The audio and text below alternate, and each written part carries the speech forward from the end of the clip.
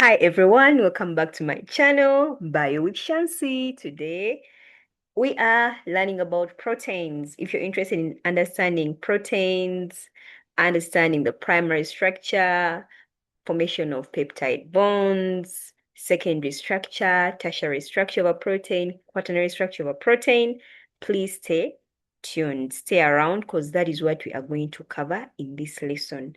Don't forget, we are looking at the AS Biology Cambridge syllabus. It's what I'm basically covering. So when you look at these proteins, they are really very important biological molecules. You can imagine 50% of the dry mass of most cells is protein. And these proteins play a lot of important roles in our bodies. I'm sure you know some of those roles, like the most common one that anyone could think of is that proteins are enzymes. Some proteins are enzymes. They speed up chemical reactions. And there is no reaction that happens inside your cell without these proteins. They are part of the cell surface membrane. You're going to learn about the structure of a cell surface membrane and look at the uses of proteins in a cell surface membrane. Some of them are hormones. Some proteins are hormones like insulin and glucagon that are involved in regulation of blood sugar levels. Some are going to be used in carrying messages around the body, especially the hormones. Hemoglobin. Hemoglobin is an oxygen-carrying pigment, but it is protein in nature. Myoglobin stores oxygen in your muscles. It is protein in nature. The antibodies which attack and destroy pathogens that get into our bodies are protein. Collagen, that is very important in providing strength in different parts of our bodies, in the bones, in our skin, in the walls of arteries. Collagen is also protein. Your hair is protein. It's a fibrous protein. Your nails are protein, providing you with protection. We have actin and myosin. These are proteins responsible for muscle contraction. If you are to take biology in A2, you'll learn about actin and myosin, their role during muscle contraction. Then some of the proteins are used to store food. Like an example, casein in milk and ovalbumin in egg white. All those are very important proteins. But in this case, just get like any 3 or 4 that you can remember. And yes, you'll be good to go. You might not be able to remember all of them, but just any 3 or 4 rows of proteins, you'll be able to be good to go.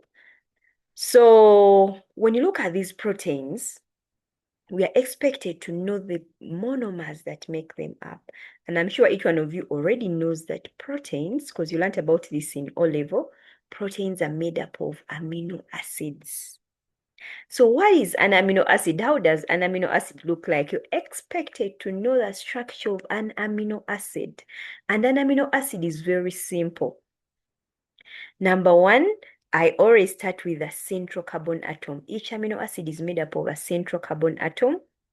And this central carbon atom is attached to a carboxylic acid group, VCOOH group, carboxylic acid group. And then it also has an amino group. The NH2 group is called an amino group.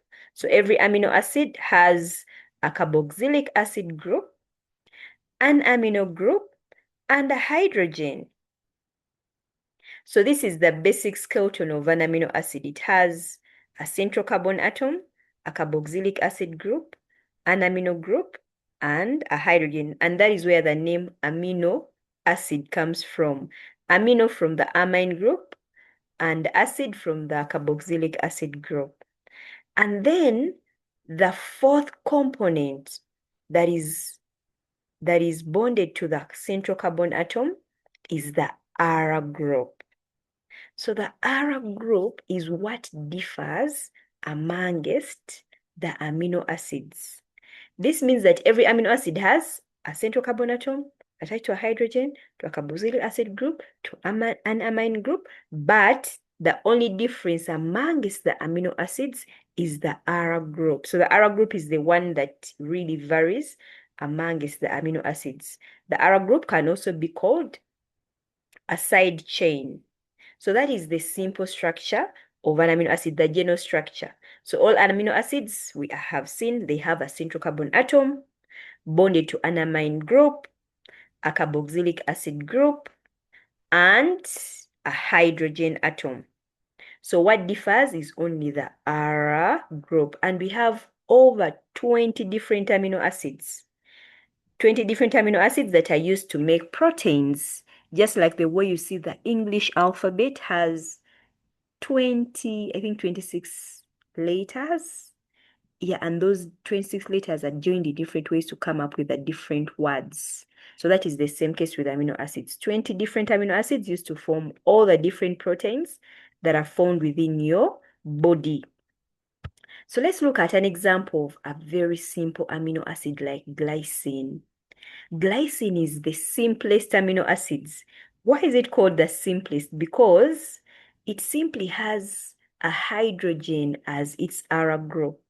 Remember, every amino acid has a carboxylic acid group, a hydrogen, and an NH2 group attached to the central carbon atom. So the R group for glycine is just an H.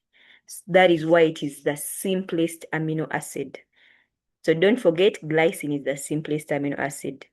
At least you have to know about glycine as an amino acid, that it's the simplest with simply a hydrogen as its R group. Now we have other examples of amino acids. Let's look at them. Well, you're not expected to know the names, but at least when a name is written in the paper, can you be able to identify that here they are referring to an amino acid?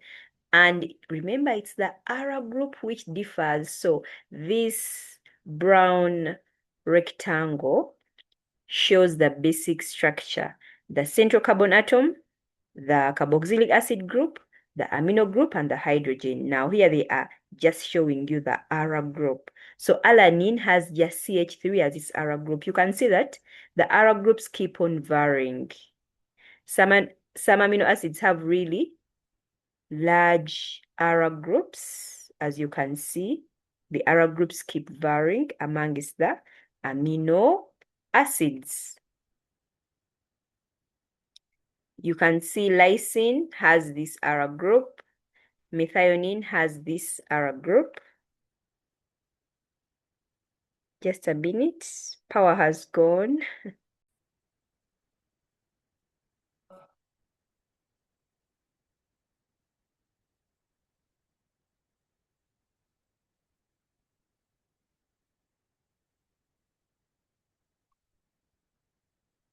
You will never be this.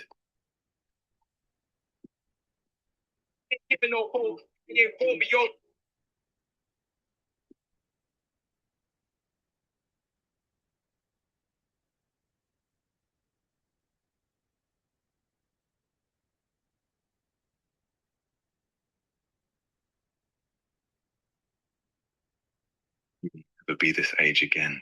So please do what makes you happy. Stop waiting for permission. Stop waiting for the right time. Stop waiting to feel ready. Take the trip. Start the thing. Tell the person. Wear the outfit. Try the new hobby. Life is happening right now, not someday, not when you're more prepared. Right now. And the older you get, the more you'll wish.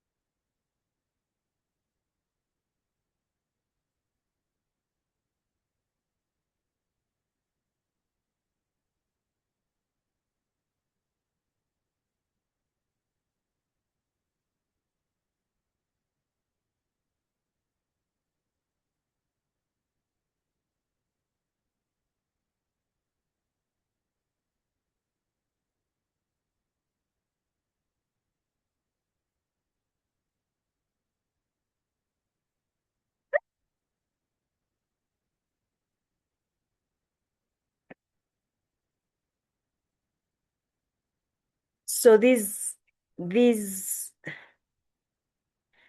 slide shows us the different amino acids, and these amino acids have different arar groups. What's different about them are the arar groups. As you can see, in this case, we have alanine. Alanine simply has a CH3 as its arar group. Arginine simply has this. This is really a very big arar group. Then asparagine, and usually when they're writing the amino acids, they can be abbreviated as ARG, ALA. Now you don't need to cram the names. All I'm trying to show you here that these amino acids have different arar groups, and the arar groups keep varying. We have other amino acids. Like an example, another amino acid that you need to know about is cysteine. Cysteine has this as an arar group. It has an SH group. S is sulfur and a hydrogen. So it has this SH group. So it's a special amino acid, and we shall look at why is it special in a way. Then we have all these different amino acids: serine, tryptophan, tyrosine, valine. You don't need to cram their names, please. No one will ask you to write them down. But in case a question comes in a paper and they have written an amino acid, can you be able to identify that, oh, this is an amino acid?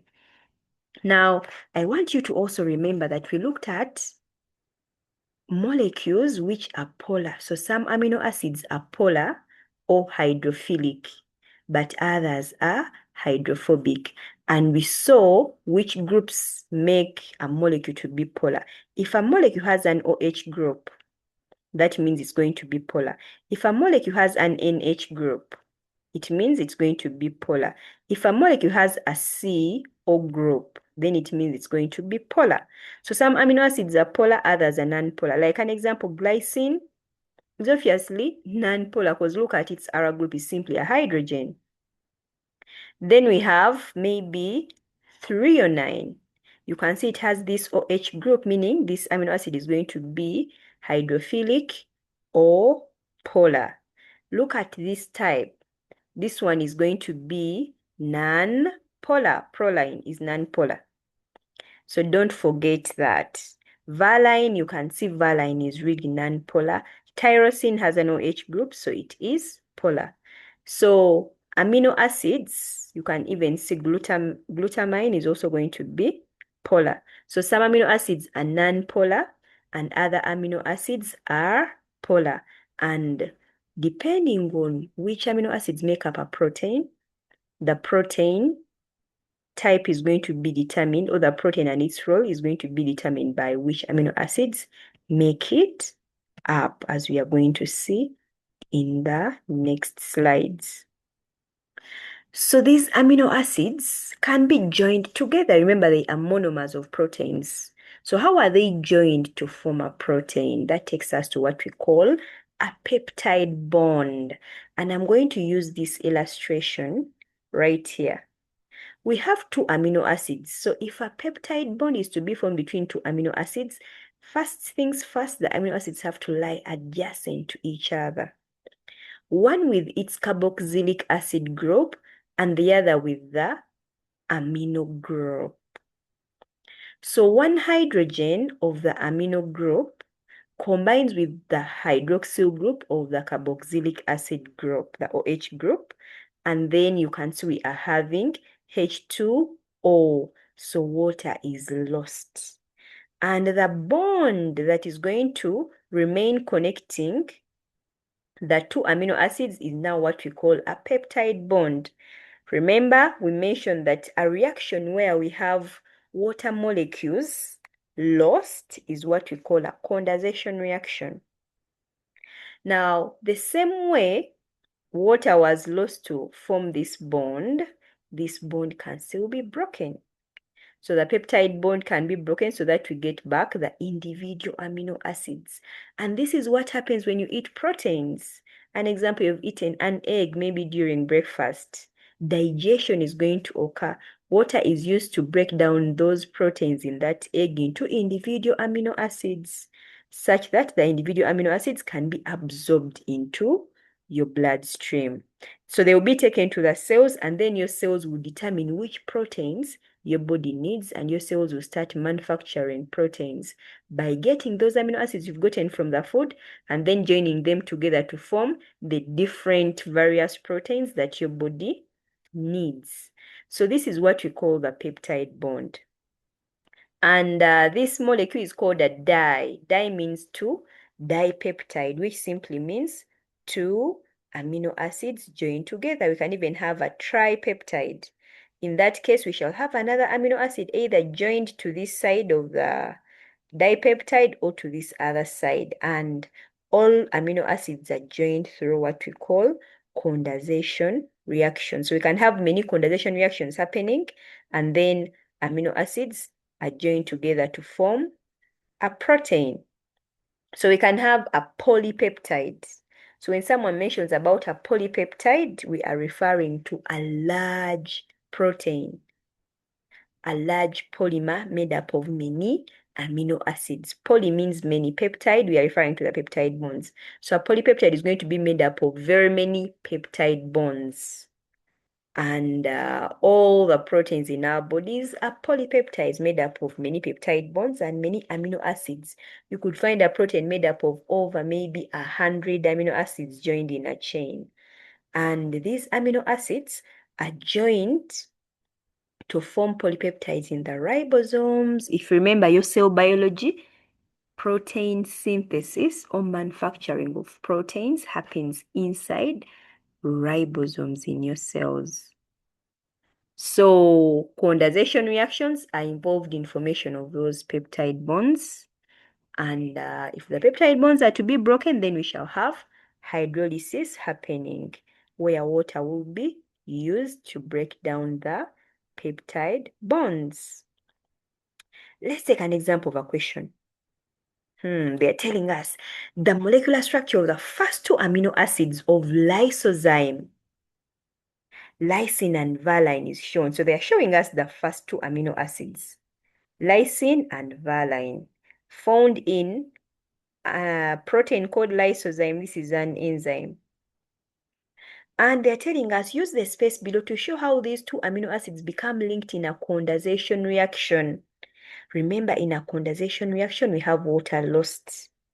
Now remember that for a peptide bond, they want us to show how they're going to be linked to form a peptide bond. So for a peptide bond to be formed, we are going to have the hydroxyl group and the hydrogen group joining. So I'm simply going to draw a circle. For me to attempt such a question, I'll draw a circle around here and then show them that I am having minus H2O. So this is already showing you, giving you a mark. Actually, you showing this circle that I'm having a hydrogen and a hydroxyl group combining, you have a mark. Minus H2O means that water is lost. You already also have a mark. Then next, draw the final product. Draw the final product.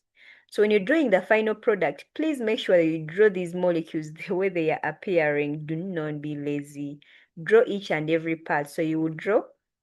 So I'm having C, this one with its O joined to, so I'm drawing this part around here, joined to the N.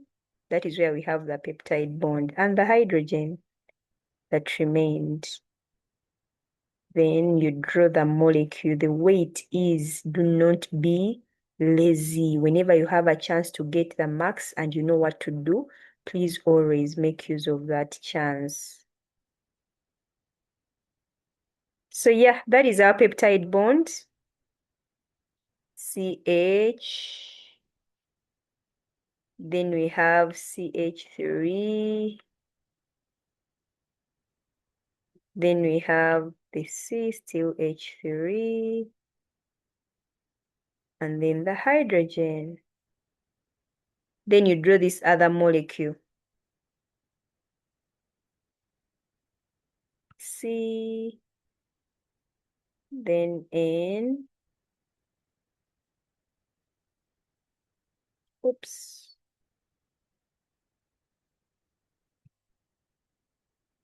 C, then N, then H, then H. Then you draw the CH2.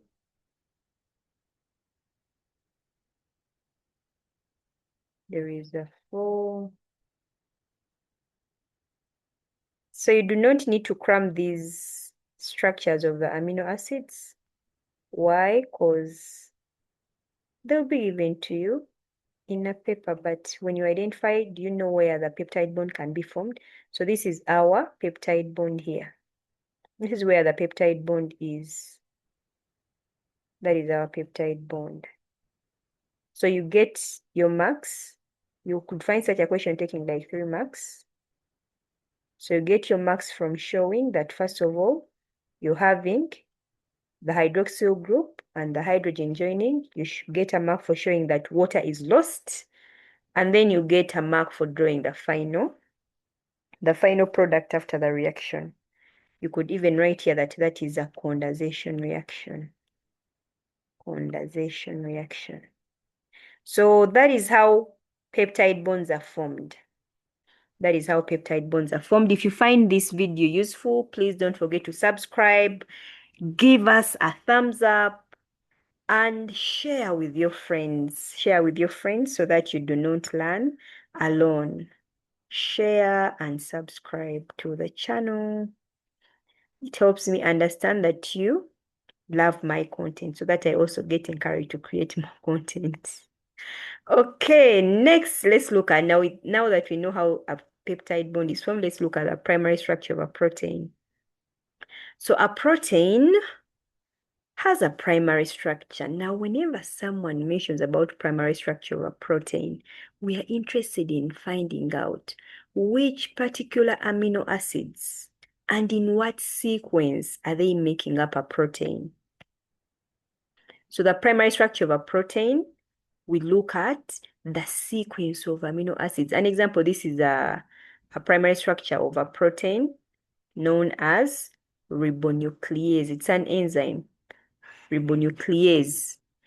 So you can see they are showing us that in ribonuclease, the first amino acid is lysine, followed by glutamic acid, followed by threonine, alanine, then alanine comes again, then alanine, then lysine, like that. And you can see if you follow through in total, it has 124 amino acids because they have been numbered 1, then 10, 20, 30, like that. So there are 124 amino acids. And all these are joined by peptide bonds. So we can call this a polypeptide because there are very many peptide bonds. So this is the primary structure of a protein, the sequence of amino acids in a protein. As simple as that. The sequence of amino acids. Why is the sequence of amino acids very important? The sequence of amino acids in a protein determines the way that protein is going to fold. It's going to determine the shape of the protein and determine the function of a protein. I can give you an example. Remember, these amino acids can be joined in different ways to form the different proteins. So it is basically the sequence of amino acids that keeps on varying amongst the proteins. I have always used an example of the English alphabet. It has 26 letters that are joined in different ways to come up with the different words. Now you can see this word amino. It's amino because A comes first, followed by M, followed by I, followed by N, followed by O. We can simply also look at the word T. T is just made up of 3 letters. Just 3 letters, T. But in case the sequence of these letters changes, the word will also change meaning. An example, what if E comes first, then followed by A, then followed by T? You can see now that word is changing, even the meaning is changing. But what is changing, it is the sequence of the letters, the way the letters are organized. And that is the same case for amino acids. If the sequence of amino acids changes in a protein, then it means that even the protein is going to change And the role that protein plays is also going to be affected. So there are different possibilities. There are very many different primary structures that can be formed. And a change in one amino acid in this chain, in any chain, can completely alter the protein and its properties. So the primary structure of a protein is really very important. So that is the primary structure of a protein. Let's look at an example. We are having here a figure shows the primary structure of a lysozyme molecule, an enzyme found in tears, saliva, and lysosomes, sorry. So they're asking us, explain what is meant by the term primary structure. So you could find such a question, a very simple question. Now, whenever I see that the diagram is showing me which amino acids are joined to one. Now here they were not even given names, they are just numbers, primary structure. So an amino acid joined to another, joined to another, joined to another, like that. These are amino acids. So in that case, I'll simply write that primary structure is the sequence of amino acids in a protein or in a polypeptide. Or you can say it is the order of arrangement of amino acids in a protein, as simple as that. As simple as that. So after the primary structure, we can go to the secondary structure. What is the secondary structure? Now, secondary structure, usually the chain, I could give an example, that chain of the polypeptide could really be long. Now, because it's long, it can end up folding because of its length. And when we have that polypeptide folding, that takes us to what we call the secondary structure. So this is primary structure, just the sequence of amino acids. And now we can have that chain of amino acids folding to form what we call a secondary structure. So when someone talks about a secondary structure, we are referring to the folding of the chain of amino acids. Folding or coiling of the chain of amino acids. That is what the secondary structure is about. So from primary, we can go to secondary. And here, whenever someone talks about a secondary structure, the polypeptide chain can fold in two ways. Let's first look at the first way. The first way is that it can form this corkscrew shape-like structure. And this structure is what we call an alpha helix. So whenever someone talks about a secondary structure, we are looking at folding or coiling of the polypeptide chain to form an alpha helix, first of all. So we have an alpha helix. And we have different amino acids. Now here they are showing you the individual amino acids. Now, when you look at this corkscrew shape, it has to be held in its shape. Remember, the shape of a protein is very important in the role it plays. So we have hydrogen bonds that are going to be holding it in shape. Where are the hydrogen bonds formed? The hydrogen bonds are formed between the polar groups, which we looked at. Remember, we saw that the NH group is polar. Why polar? It has dipoles, whereby the nitrogen will have a partial negative and the hydrogen will have a partial positive. So if it is close to the CO group,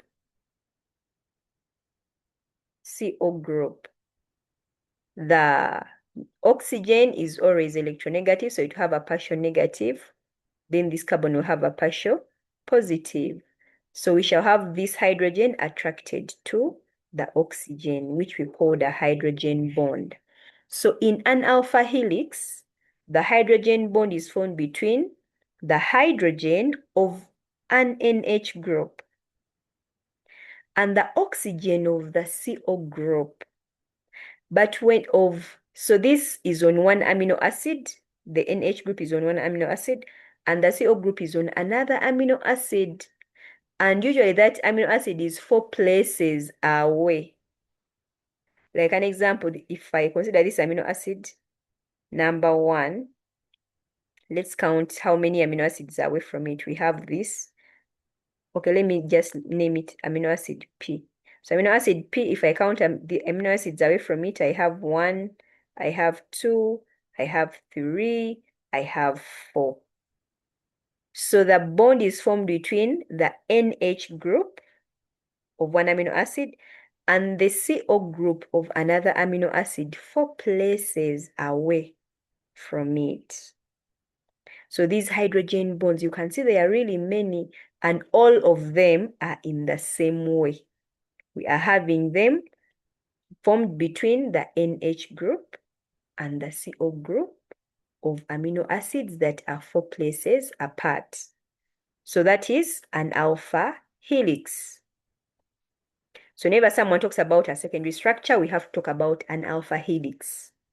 So the polypeptide chain coils to form an alpha helix. And we have seen that alpha helix is held in its shape by hydrogen bonds.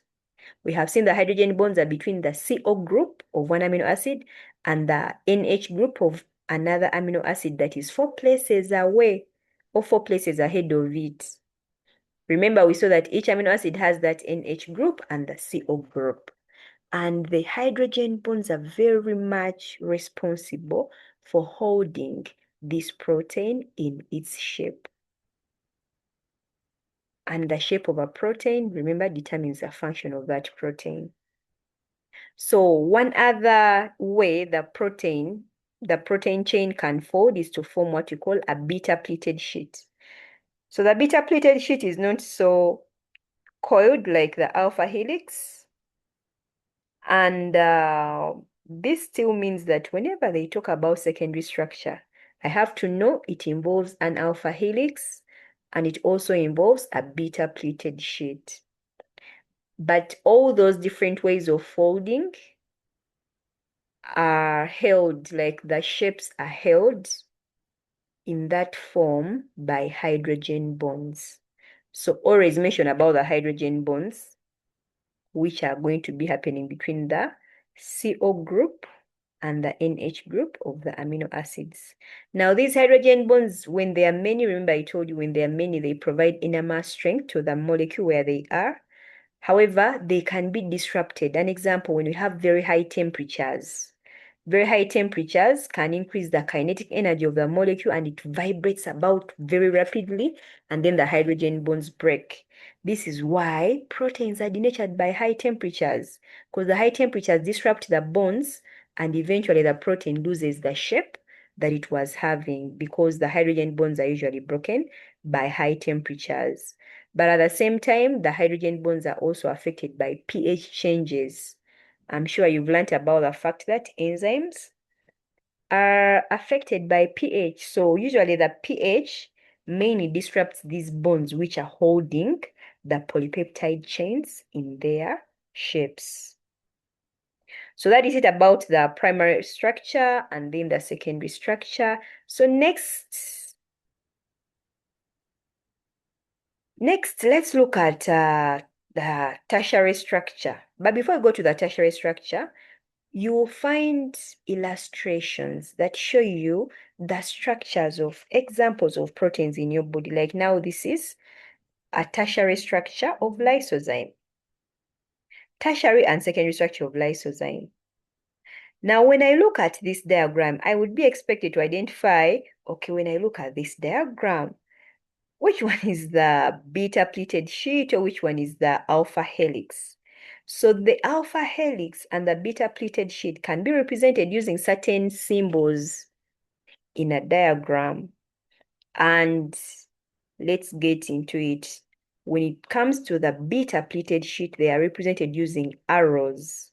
So always, whenever you see arrows, just know that that is a beta-pleated sheet. So this is one beta-pleated sheet, another beta-pleated sheet, and another beta-pleated sheet shown by arrows. And then when it comes to the alpha helices, they are represented by coils. So these blue coils are the alpha helices. Another alpha helix, another alpha helix. And then we also have the random coils. Random coils, like these red ones, yes, the protein has coiled, but it hasn't formed a real particular shape. So we also have those random coils. We can also have disulfide bonds. We shall later look at what disulfide bonds are. So from this, what do we take? We need to know how are alpha helices represented. They can be represented as coils. Like this is a coil, an alpha helix, another alpha helix, another alpha helix. Beta pleated sheets are represented as arrows or rays. So when I find such a diagram, I should be able to interpret it. And then these random coils are just represented as ribbons. Now, alpha helices have another way they can be represented. They can also be represented as cylinders. So whenever I see cylinders, still I will know that those are alpha helices. So for them, they have two ways. They can be represented as cylinders or as coils. So let's look at an example of a question. Here they're asking you, proteins such as enzyme lysozyme has a secondary structure and a tertiary structure. Describe the secondary and tertiary structure of an enzyme protein such as a lysozyme. So whenever I'm told to talk about a secondary structure of a protein, remember all I have to mention about is the alpha helix. So I'll say that lysozyme is made up of an alpha helix. Describe the alpha helix. The alpha helix is held in shape by hydrogen bonds. Talk about the hydrogen bonds. Talk about where the hydrogen bonds are formed. The hydrogen bonds are formed between the NH group and the CO group of amino acids that are 4 places apart. Then talk about the fact that this same lysozyme is also going to have beta pleated sheets. So both the beta pleated sheet and the alpha helix are held by hydrogen bonds. So always don't forget that. Secondary structure, only need to talk about alpha helix and beta pleated sheet, then describe the bonding and where the bonding occurs. So let's look at the tertiary structure of a protein. Now remember, we have seen that we can have the primary structure, which is just the chain of amino acids, that is primary structure. Then the chain can fold to form the secondary structure. Now we can have further folding of this chain, and that folding is going to happen in a way that it forms a particular shape. So in this case, we are going to have further coiling or folding. This is already folded, but it is further folded to form the tertiary structure. And the folding happens in a precise manner that a particular 3D shape is formed. So whenever someone talks about a tertiary structure, always remember that we are going to have a 3D shape. So this is where you have the protein polypeptides or the protein chains folding to form a particular shape, a 3D shape, which shape is very important in determining the role of that protein. So tertiary structure is the compact structure of a protein molecule resulting from the 3-dimensional coiling. We saw that the protein chain was already folded from the secondary structure, but that means the secondary structure is further folded now to form a 3D shape, which we are calling the tertiary structure. Now, the protein is going to coil up, I'm repeating, to form a 3-dimensional shape. And we are going to find bonds that are responsible for holding that protein in that exact shape. And the bonds are, like this picture shows us a tertiary structure of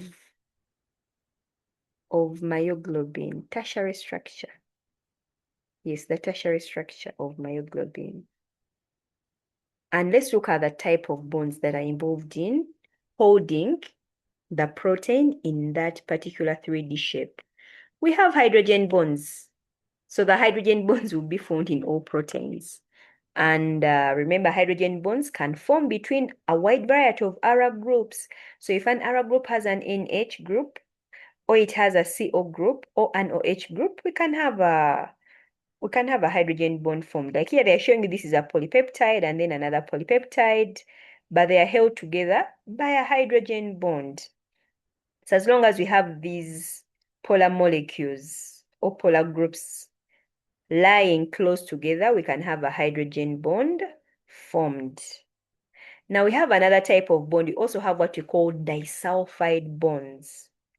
Now disulfide bonds are very special in a way that they are only formed if we have two cysteine amino acid molecules close together. Only cysteine. Why only cysteine? Because cysteine has this SH group. So cysteine is another amino acid that you need to know about. Why? Because of this special SH group. It has sulfur in it. So cysteine, here they are showing us how disulfide bonds are formed. Assuming I have this polypeptide, and then I have this other one, and in this position, we have their cysteine, and we have another cysteine in this position. So when they lie close to each other, adjacent to each other, we can have oxidation happening. These two hydrogens are going to be removed. Remember, oxidation is lost. That's why we have -2H. The hydrogens have been lost, but then a bond is eventually formed, which we call a disulfide bond. So this means that the disulfide bonds cannot be broken easily. They can only be broken if reduction occurs. Reduction is gain. So since for the disulfide bond to be formed, hydrogen atoms were removed.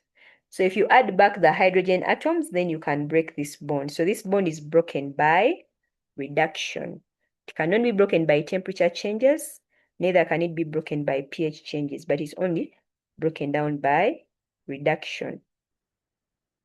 So disulfide bonds is these are other types of bonds that hold the 3D shape of a protein so that it is maintained. So we have seen hydrogen bonds, we have disulfide bonds. Now we have another type of bond known as, okay, before we go to the other type of bond, here they are showing us still the primary structure of ribonuclease. Now, they are asking you, can you spot the disulfide bonds? Can you spot the disulfide bonds? Remember, disulfide bonds, we have seen they are formed between cysteine molecules. So you can see here, the cysteine molecules are lying close to each other. So boom, they form a bond, a disulfide bond. Then we have another pair, still they form a disulfide bond. Another pair, still they form a disulfide bond. So this means that this molecule, this protein has 4 disulfide bonds. And then those bonds will be very important in holding this protein in its shape. In addition to other bonds, only that here I wanted to basically recognize the disulfide bonds. The third type of bond is what we call an ionic bond. So an ionic bond is going to be formed between aryl groups containing amine and carboxyl groups. Like, imagine you have an amino acid that has an NH group on its aryl group, and another one has a carboxylic acid group on its aryl group. So we can have the amine group ionized. The amine group ionized, remember the amine group is NH2. So we can have it ionized to NH3 plus. So it gains a hydrogen and then becomes ionized. And then the COH group, yeah, they will not ask you for these details, but they are nice to know. We'll lose the hydrogen and then have that minus. So we can have this positive attracted to this. So these groups go through ionization, and that is why such a bond is going to be called an ionic bond.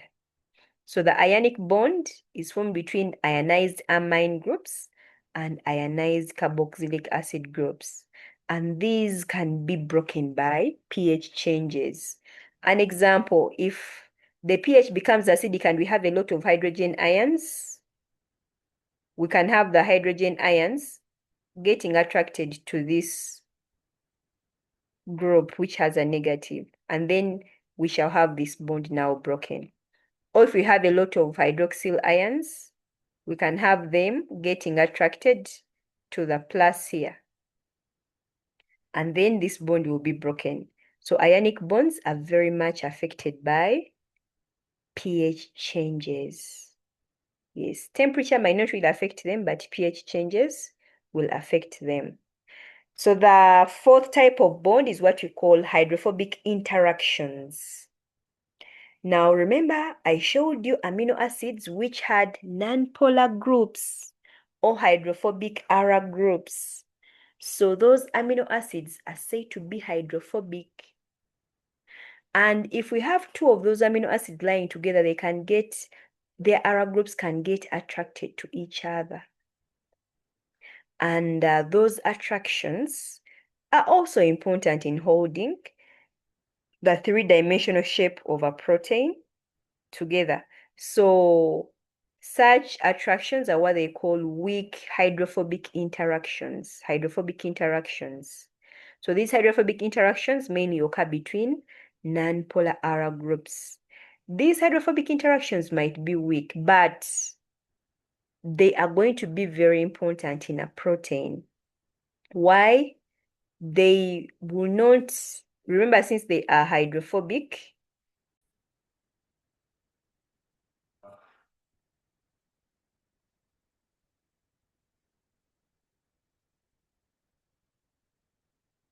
so remember that since they are hydrophobic, they will be repelled by the water environment. So they tend to stick together, especially if such an amino acid has water, or if such a protein has water surrounding it, as we shall see examples in the next slide. Okay, lastly, let's look at the quaternary structure of a protein. So whenever someone mentions about a quaternary structure of a protein, here they are simply referring to the fact that a protein is going to be made up of more than two polypeptide chains. More than two polypeptide chains. Like an example of a protein that has a quaternary structure is hemoglobin. This diagram shows us the quaternary structure of hemoglobin. Hemoglobin has this polypeptide chain number 1. The chains have been shown using colors. We have this chain number 1, we have chain number 2, we have chain number 3, and chain number 4. So all these are polypeptide chains, and they are more than two polypeptide chains.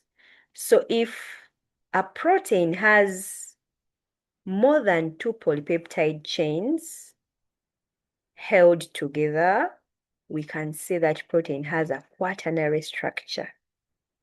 Now, one other feature of quaternary structure is the fact that sometimes the polypeptides can also have a non-protein group. Like an example, hemoglobin has heme. So this is the heme group on hemoglobin. Hemoglobin has that heme group. So the heme group is made up of iron. It's not made up of amino acids, meaning it's not protein in nature. It's made up of iron. And as a result, we can still say that hemoglobin has a quaternary structure. Why? It has 4 polypeptide chains, and at the same time, it has a non-protein group. Such a non-protein group usually is called a prosthetic group. A prosthetic group. So hemoglobin is an example of a protein with a quaternary structure. Why a quaternary structure? Remember, we have said quaternary structure. We are referring to a protein that has more than 2 polypeptide chains, or a protein that has a non-protein component attached to it.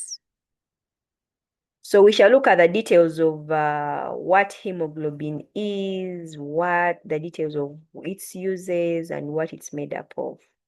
But still, for the quaternary structure to be held, for these polypeptides to be held together, we shall still have the same bonds like in tertiary structure, the hydrogen bonds, the disulfide bonds, the ionic bonds, and the hydrophobic interactions involved in holding all these polypeptides together so that the protein can perform its role.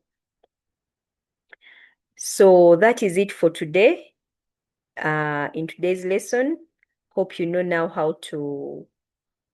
how peptide bonds are formed. Hope you know what a primary structure of a protein is, which we refer to as the sequence of amino acids in a protein. Hope you know what the secondary structure of a protein is, which is the three-dimensional coiling of the polypeptide chain to form either an alpha helix or a beta pleated sheet, which beta pleated sheet and alpha helix are usually held together by hydrogen bonds. Hope you know about the tertiary structure of a protein, which is simply having a 3D shape where the protein performs a particular role depending on the 3D shape into which it is folded. We have seen the 3D shape is kept by hydrogen bonds, disulfide bonds, ionic bonds, and hydrophobic interactions. And lastly, we have looked at the quaternary structure, which is the three-dimensional arrangement of 2 or more polypeptides. Or we can have a non-protein group attached to a protein.